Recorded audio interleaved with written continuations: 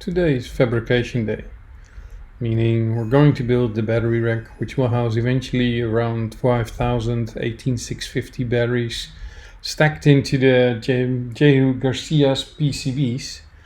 And for that we're using 4 centimeters bar stock, as you can see, welding it into a frame that will eventually house 5 battery shelves that can be easily added and removed for maintenance and support.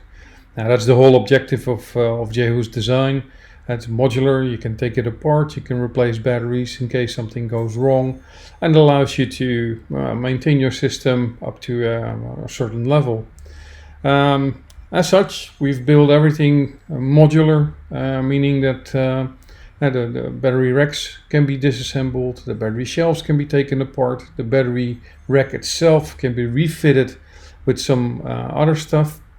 Here you can see that we're using rivets to basically add threading into the bar stock and allowing us to eventually connect the perforated boarding at the back, which allows for ventilation to go through the rack while charging and discharging. Will build up heat, so heat need to dissipate, but you want to protect unauthorized access or accidental access to these batteries as well.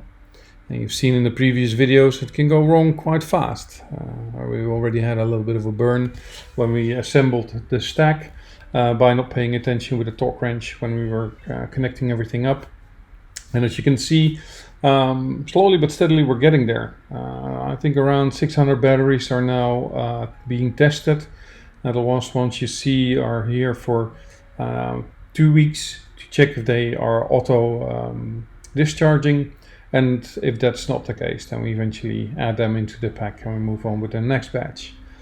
Soldering almost done. 500 PCBs checked, 100 PCBs still to be done, and then we can actually do the charging, flat ribbon cables, and then the copper stocks.